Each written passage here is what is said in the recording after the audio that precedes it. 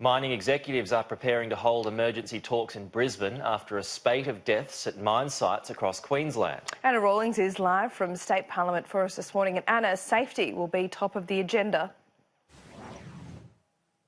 That's right, Laura. The Queensland Government invited all concerned stakeholders to come along to this crisis meeting today. It's the latest in a series of similar meetings that we've seen happen this week since a 27-year-old man was killed at a central Queensland mine site on Sunday. He became the fourth person to die at a mine site in the past 4 months. And throughout this process, it has emerged that a mining advisory committee that was set up to advise the Mines Minister on safety in Queensland's resources sector wasn't running for a similar time frame to we've seen these incidents occur, and that's because they'd failed to meet their gender quota. They needed to have a certain number of women on that board, and they weren't meeting because they weren't able to meet those requirements. Now, perhaps not surprisingly, the opposition leader has taken aim at the state government for this. Deb Frecklington says she's not backing down on her stance. Here's what she's had to say and what she said to Sky News last night. Is tragedy, and it's a terrible circumstance when we've had 6 miners lose their life in 12 months, and yet we've got Anastasia Palaszczuk putting gender politics before these miners' safety. It is gobsmacking.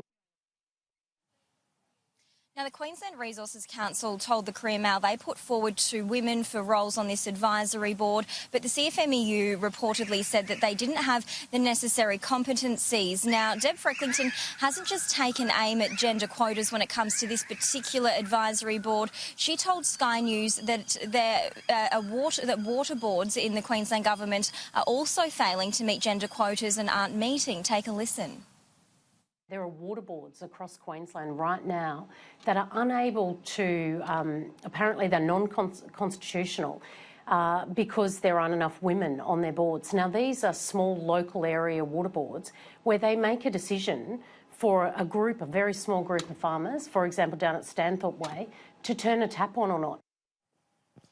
The big issue at the moment, though, of course, is the safety of Queensland mine workers. As well as today's safety crisis meeting, there are a couple of reviews underway. Mines Minister Anthony Lynham confirmed there are 2 separate reviews. One of them is being expanded to investigate incidents as far back as the year 2000 as the probe continues into what's causing these mining deaths.